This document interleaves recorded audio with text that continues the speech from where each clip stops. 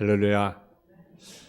오늘 그 호세아 3장 1절에서 그 3절 말씀을 가지고 위대한 불멸의 사랑이라고 하는 제목의 말씀을 가지고 말씀을 전하겠습니다. 사랑은 세 가지 종류의 사랑이 있습니다. 첫째는 소위 만약의 식의 사랑이 있습니다. 이 사랑은 만약 우리가 어떤 요구를 충족시킨다면 얻을 수 있는 사랑이 만약의 사랑이라는 거죠. 예를 들면 너 말 잘 들으면 아빠가 상 줄게. 당신한테 선물 준다면 당신을 사랑할 거예요. 당신이 성공해서 수수자면 당신을 사랑하겠어요. 저하고 결혼 약속해 주시면 당신의 사랑을 바치겠어요. 아마 주위에 이런 말을 많이 들었을 것입니다. 이것은 끈달린 사랑, 또 조건적인 사랑이라고 하는 거죠. 그것이 바로 만약의식의 사랑이라는 거죠. 조건적인 사랑. 그 사랑이 라는 거죠. 그래서 무엇의 대가를 제공하는 사랑입니다. 두 번째는 때문에식의 사랑이 있습니다. 이 사랑은 사람의 됨됨이나 또는 소유나 어떤 행위로 기인하는 사랑입니다. 당신 아름답기 때문에 당신을 사랑합니다.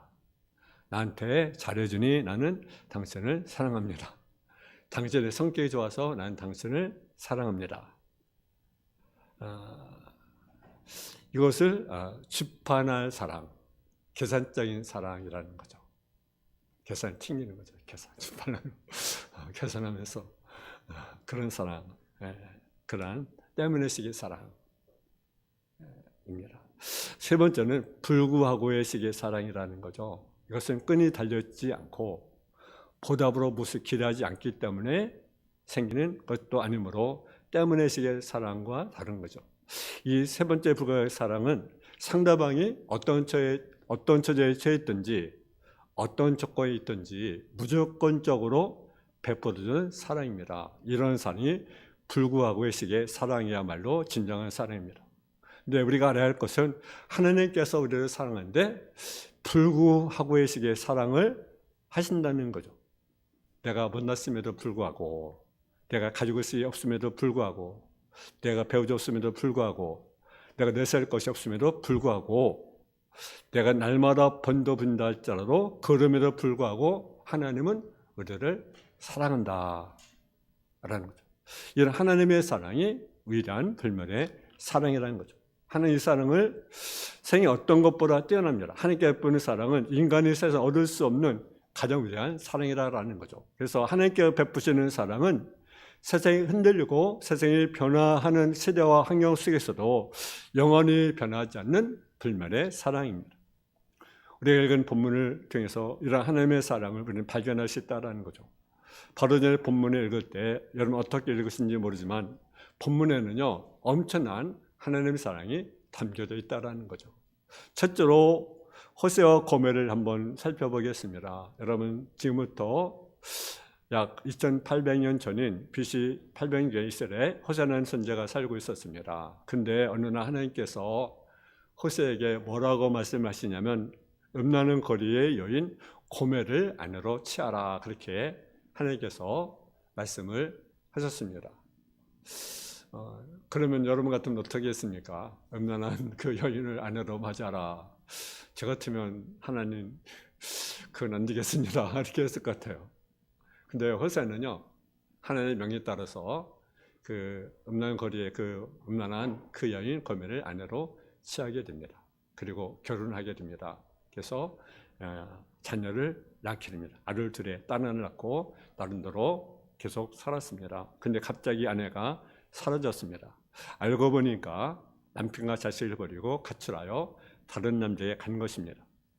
호세아는 아내의 부정한 행실을 버리고 성실 아내로, 어머니로 돌아오도록 모든 노력을 기울이지만 고멜은 돌아오지 않습니다. 그래서 자녀에게 부탁을 해서 돌아오게 하지만 역시 돌아오지 않습니다.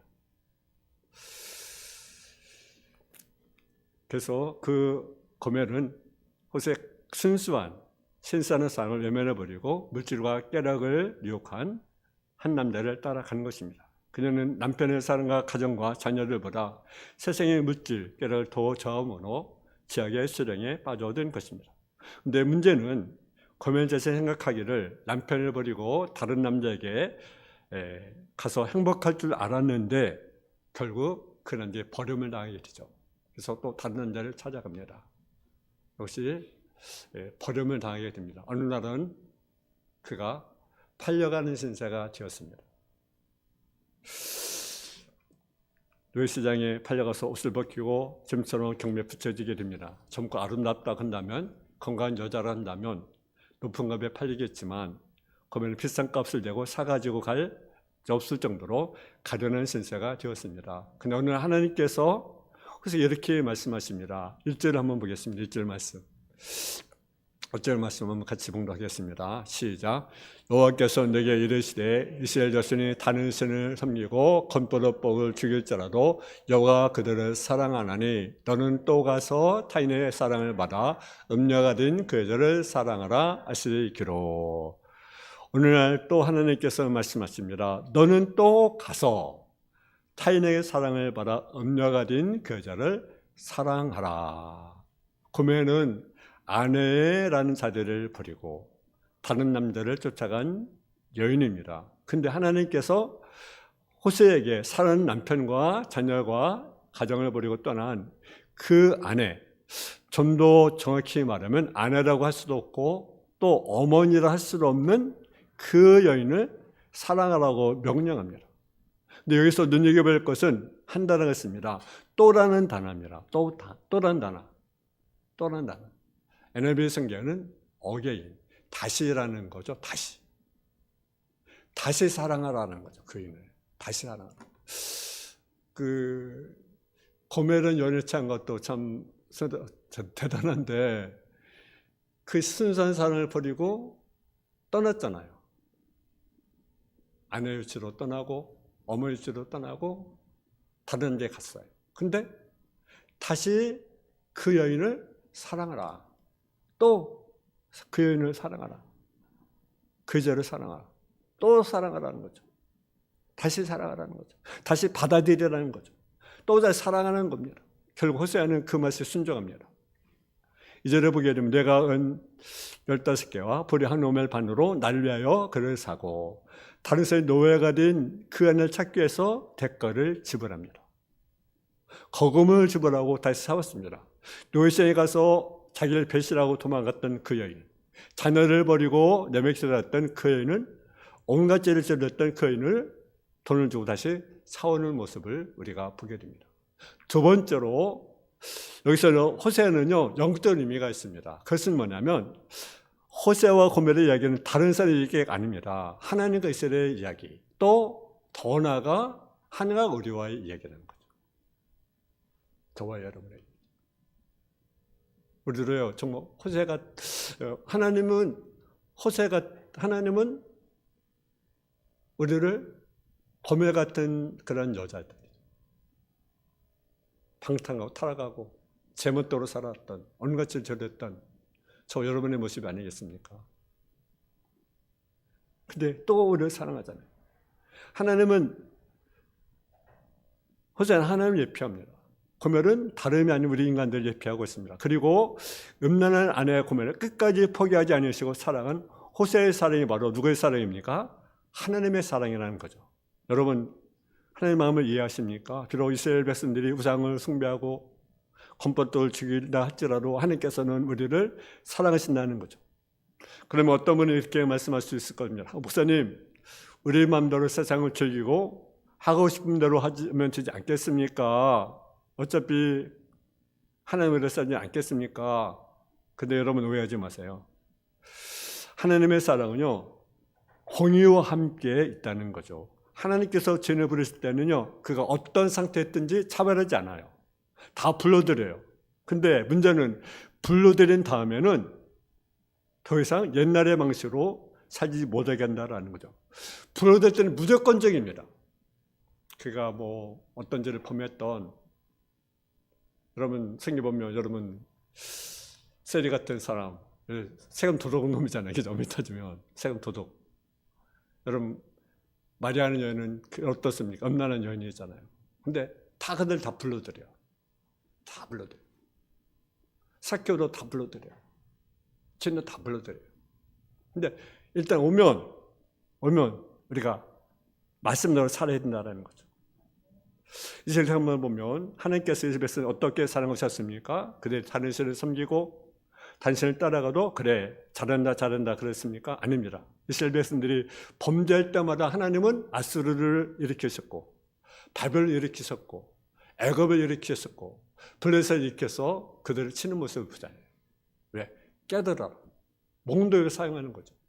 돌아서라. 하나님의 사랑을 잘못 생각하지 않기 원합니다. 하나님은 우리를 사랑하시되 공의와 사랑으로 사랑한다라는. 이절을 보면 호세가 그냥 고멜을 데리고 왔습니까? 그를 위해서요 은 3찌개라는 돈을 지불했습니다. 하나님께 우리를 그냥 사랑하셨습니까? 대가를 지불하고 사랑하셨습니다. 아멘. 세 번째로 대가를 지불한 하나님의 사랑입니다. 하나님은 우리를 위해서 대가를 치러줬어요. 우리에서 할 수 있는 것은 사랑은 대가가 지불되어야 된다라는 거죠. 그것이 진정한 사랑이라는 거죠. 대가를 지불하지 않은 사랑은요 가짜라는 거죠. 여러분 희생 없는 것은요 가짜입니다. 요즘 많은 사람들이 대가를 지불하지 않고 사랑하려고 합니다. 쉽게 적당히 즐기고 그래서 사랑이 아닙니다. 그냥 엔조이하는 거죠. 부부간에도 대가와 희생을 하지 않으면 사랑한다고 하는 사람이 있어요.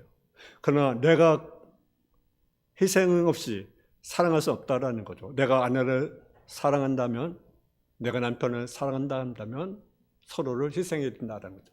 내 교회를 사랑한다 한다면 교회에서 희생해야 된다는 거죠. 교회를 사랑한다고 하면 교회를 희생해야 된다는 거죠. 대가를 치러야 하는 거죠. 희생하지 않은 채 사랑한다는 것은요 새빨간 거짓말이라는 거죠. 그것은 위선입니다. 대가를 지불하지 않는 사랑은 가짜입니다. 보십시오. 주님은 값싼 사랑을 하지 않았습니다. 말로만 사랑하지 않았습니다. 주님은 우리를 사랑할 때요 대가를 지불했습니다. 어떤 대가를 지불했습니까? 생명을 줬어요. 생명. 희생을 했어요. 희생. 자기 자신을 희생했어요. 그러니까 내가 누구를 사랑한다? 거의 무엇이 다릅니까? 대가가 지불되어야 되는 거예요. 어떤 대가를 지불했습니까? 베드로전서 1장 18절 19절에 보면 너희가 알거니와 우리 조상이 물론 형된 행실에서 대속함을 받은 것은 은이나 금같이 없어질 것으로 든 것이 아니요 오직 흠없고 점없는 어린 양 같은 그리스도의 보배른 피로 된 것이다. 대속이라는 말은요 대가를 지불하고 다시 사온 거예요. 여러분 샀어요. 뭘 지불하고? 대가를 지불하면 샀다. 그래서 대속이라는 것은 대가를 지불하면 샀다라는 거죠. 아멘. 호세가 남의 집에서 노예생활하는 고멜을 위해서 3찌개를 주고 다시 사온 것처럼 하나님께 우리를 다시 사오셨습니다. 대속해 주었어요. 근데 주는 무엇으로 대속해 주었습니까? 은이나 금으로 한 것이 아닙니다. 흠없고 점없는 어린 양 같은 그리스도의 보배른 피로서 대속해 주셨습니다. 즉 주님은 은이나 금같이 없어질 것으로 대가를 치른 것이 아니라 자신의 생명을 속전으로 주고 여러분 샀다라는 거죠. 이것이 기독교입니다. 어느 동네에 남편이 병으로 떠나서 남겨진 것이 없죠. 그래가지고 두 어린 자녀와 함께 생활하니까 얼마나 힘들겠습니까? 그래가지고 이제 공장에 가서 이 부인이 일을 하는 거죠. 근데 이 아이를 맡길 아이가 없어요. 맡길 사람이 없어요. 그래서 공장 옆에 있는 좁은 방에다 이제 놀게 해놓고 이제 공장에서 일을 하는 겁니다. 근데 이 아이가 이제 봄날이 되니까 집안에 있으니까 좁은 방에 있으니까 답답하잖아요. 그래서 밖에 나갔어요. 그래 열심히 속일을 하고 가위바도 하고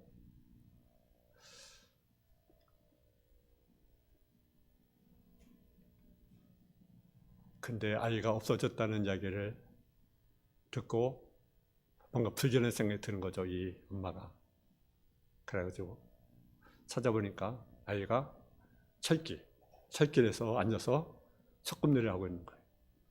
그리고 가위바위보 하고 있는 거예요. 근데 멀리서 보니까 기차가 촥 소리가 오는 거죠.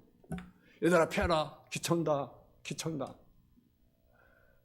그게 아이는 들지 않는 거죠. 놈도 정신 팔려가지고. 그냥 막 달려가지고 아이들 내던진 거죠. 근데 그 순간 기차가 와가지고 그 어머니가 그냥 깔려서 그냥 죽은 거예요.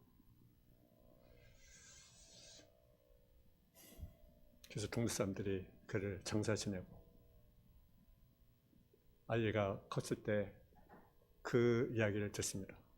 내가 어떻게 살았는 줄 아느냐 하면서 그 사실을 알려주는 거죠. 그때 그 아이들이 비밀 이런 글을 썼습니다.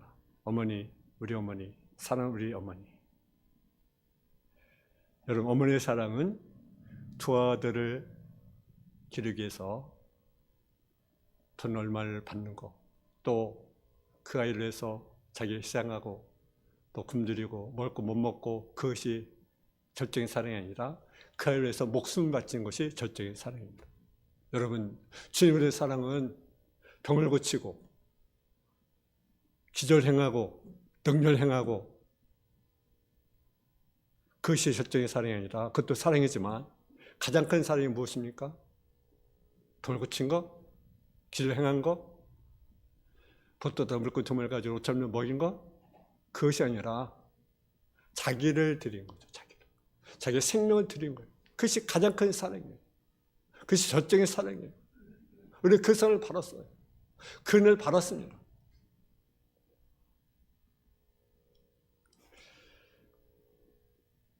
호세가 고멜의 값을 주고 산 것처럼 주님께 자기 자신의 생명을 속전 내줌으로 우리 죄의 대가를 치루 줬습니다. 그러면 10대에 보여주신 그 사랑이야말로 가장 위대한 사랑이라는 사실이죠. 여러분, 우리는 엄청난 사랑을 받았습니다. 아멘. 하나님의 사랑은 세상 어떤 사랑과 차원이 다른 위대한 별면의 사랑인 것을 믿습니다. 마지막으로 살아 입은 자의 삶은 어떻게 살아가야 되냐라는 거죠. 여러분, 살아 입은 자는 사랑을 입은 것으로 끝나서 안 된다는 거죠. 살아 입은 자는요, 살아 입은 자처럼 우리가 살아가야 된다는 거죠. 우리 한번 3절을 한번 보겠습니다.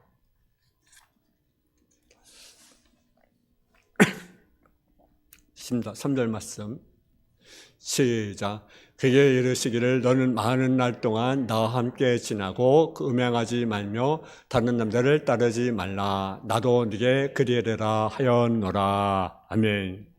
3절을 보니까 그에게 이르시되를 뭐라고 말합니까? 너는 많은 날 동안 나와 함께 지나고 음행하지 말며 다른 남자를 따르지 말라. 나도 네게 그리하리라 하였노라. 호세아가 대가를 치르고 그의 아내의 고멜을 데려놓고 하는 말입니다. 호세아는 발바적으로 시원찮은 아내를 용서하면서 말합니다. 다른 남자를 따르지 말라. 나와 함께 지내자. 더 이상 바람을 피우지 말라. 대가를 치르시고 옥수게 주신 하나님께서도 우리에게 이렇게 말씀하십니다. 날 위해서 살아라. 날 위해서 살아라. 내가 너의 죄를 용서해 주었다. 이제는 새롭게 살도록 하라. 여러분, 대속함을 받은 자답게 사시기 바랍니다. 주님 믿는 자답게 사시기 바랍니다. 여러분, 대죄는요, 주님 아무리 목욕시켜도 또다시 가서 막 자신을 지저분하게 하는 거죠. 그것이 대죄의 모습이에요. 근데 우리 예수 믿는 자인데 뭔가 달라지고 변하는 삶을 살아야 되는데, 대죄처럼 예수 믿는다고 하면서 똑같이 생활하면 되겠습니까? 밥못 일상을 그냥 갖고 있으면 되겠습니까? 사랑 입었으면 사랑받은 자들께 살아가야 되지 않겠습니까? 구속받았으면 구속받지 않게 살아야 되지 않겠습니까? 사랑 입어서 사랑받게 살아야 되지 않겠습니까? 찰스 콜슨이라는 사람이 있습니다. 이 사람은 미국의 대통령, 닐슨 대통령 시절에 대통령 보좌관으로 있으면서 정책 권력을 누렸던 사람인데요. 그가 머리가 아주 비상합니다. 근데 그가 유명한 그 웨터게이트 사건에 연루되어서 감옥에 갇히게 됩니다. 그때 해트필더와 휴즈 그리고 키에라고 하는 상원의 세 사람이 그에게 복음을 전할 노력을 합니다. 모여서 기도하고 복음 전하고 날마다 기도성에서 기도하고 찾아가고 위로하며 책을 전해줍니다. 근데 복음을 받아야 되지 않는 거죠. 복음을. 근데 어느 날 기도하는 가운데 마음에 감동이 왔어요. 그래서 그가 약 7개월 남았을 때 어느 날 기도하는 가운데 교회 상원을 마음에 그래서 대신 옥살을 하겠다는 감동을 시켰습니다. 그는 변호사인데 그 법에서 이게 잘 알잖아요. 변호사니까. 근데 이 법에서 이쪽 보다 보니까 그런 내용이 있습니다. 어떤 내용이냐면 다른 사람을 대신할 향기를 채울 수 있다는 내용이 언급된 특수 법조문을 알아내게 되었습니다. 그래서 법원에 가서 제안해 봅니다. 내가 대신 저 사람 대신 내가 대신 형벌을 사겠습니다. 형을 사겠습니다. 7개월이라는 개를 내가 사겠습니다. 라고 하지만 법원이 받아주지 않는 거죠. 그래서 계속 기도하는 거죠. 중부기도하는데 어느 날 그가 콜슨이 복음을 받아들인 거예요. 복음을 받아들인 거예요. 그리고 그 교문에 그가 이제 무너져 내리기 시작한 거죠. 그리고 복음을 받아들이면서 어떤 마음을 가졌느냐. 나도 누군가가 내가 사랑을 베풀어야 되겠다.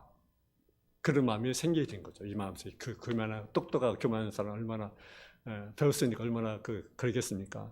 그래서 너 이제 사랑 베푸는 사람이 되겠다. 어떻게 사랑 내가 베풀까? 감옥이 있잖아요. 그래가지고 그 감옥은 이제 지수들이 이제 빨래를 자신들이 하거든요. 그래가지고 내가 뭘 사랑 베풀까 내가 생각하다가 저한테 빨래를 내가 해줘야 되겠다. 빨래를. 그래가지고 지수의 빨래를 자신하는 거죠. 이 사람 빨래로 자기가 하고 또 사람 받아서 같은 방에 있는 사람 빨래를 자기가 받아들여가지고 빨래를 켜주는 거예요. 그러니까 사람들이 이상하다. 왜 저 사람 내가 빨래를 할까? 뭐 한 번, 두 번 하다 말겠지. 그렇게 생각했는데 계속해서 이렇게 하는 거죠. 계속해서. 그래서 그들이 감동을 또 받는 거예요. 감동. 그래 그들이 복음을 받아들이는 거죠. 그리고 그들이 모여서 감옥 안에서 뭐 합니까? 기도하는 거예요. 기도.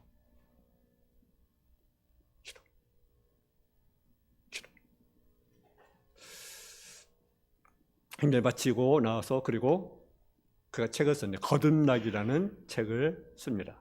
그때 한때 미국 사회에 커다란 화제가 되었습니다. 그리고 그는 감옥에 있으면서도 또 교도소 선교회를 단체를 조직해서 저들이 복음 전파 일에 힘을 쓰게 되어지는 모습을 보게 됩니다. 여러분, 그 세 사람이 헌신된 의원이 그를 위해서 기도했을 때 그가 변화가 되고 또 그가 변화되니까 교도소하는 사람들을 변화시키는 복음을 전하는 그를 감당하는 그런 모습. 여러분, 사랑받은 자는 어떤 삶을 살아야 됩니까? 사랑받은 자답게 우리가 살아가야 된다라는 거죠. 우리는 사랑받으려고만 해. 누군가 어떤 사랑을 받으려고. 누군가 나를 좀 사랑해 줬으면, 누군가 나를 좀 사랑해 줬으면. 그러나 우리는 사랑을 이미 받은 자야. 아멘. 엄청난 사랑을 받았잖아요. 그 하나님의 그 끝인 사랑을 받았잖아요. 이제 우리가 사랑받은 자답게 우리가 살아가는, 사랑을 정말 실천할 수 있는 그런 자가 되어야 됩니다. 여러분 주님의 사랑 받은 자입니다. 그러므로 사랑 입은 자답게 여러분이 살아가야 된다라는 거죠. 우리가 주님을 더하는 사랑은 싸구려 사랑이 아닙니다. 조건적인 사랑이 아닙니다. 지판을 튕기는 계산적인 사랑이 아닙니다. 그럼에도 불구하고 부족함에도 불구하고 무능에도 불구하고 직권의사에도 불구하고 우리는 사랑을 받은 자입니다. 여러분 참된 사랑은 고통이 따릅니다. 고통이 없는 것은요 가짜 사랑입니다. 자식 때문에 고통을 당해도 부모님의 사랑은 포기하지 않습니다. 왜? 사랑하기에 고통성도 참습니다. 주님은 한 번 맺으면 핏줄이 터질 만큼 무서운 채찍을 받으셨습니다. 양손과 양발에 못을 박히셨습니다. 옆구리에 창을 찔리셨습니다. 머리에는 가시관을 쓰셨습니다. 사슬 피를 다 쏟으셨습니다. 네, 누구 때문에? 저 여러분 때문에. 여러분은 그것을 잊지 말아야 합니다. 우리 이 사랑을 받았습니다. 이 사랑을 잃어버리면 안 되는 거죠. 또 사랑받은 자를 끼우는 사랑을 실천할 수 있는 저와 여러분이 되어야 됩니다. 오늘 하루 삶도 우리가 주님의 사랑을 알고 사랑받은 자답게 우리가 살아가는, 우리가 조건적인 사랑이 아니라, 계산적인 사랑이 아니라 그럼에도 불구하고 우리가 사랑을 실천할 수 있는 저와 여러분 다 되어지기를 주님의 이름으로 축원합니다. 하나님 아버지 하나님, 주님의 사랑을 위한 사랑입니다. 우리가 엄청난 사랑을 우리가 받았습니다. 이 세상을 받은 자로서 우리가 사랑받은 자답게 사랑할 수 있는, 사랑을 또 실천할 수 있는 자들이 되게 하여 주옵소서. 말만이 아니라, 계산하는 것이 아니라, 조건 때문에 사랑하는 것이 아니라, 그럼에도 불구하고, 연약함에도 불구하고, 무능에도 불구하고, 우리가 직관됐음에도 불구하고 우리는 사랑을 받았습니다. 그 사랑을 받은 자로서 우리가 또 사랑을 실천해 나가는 성도의 삶으로 던지고 주옵소서. 감사를 드리며 예수님의 이름으로 기도했습니다. 아멘.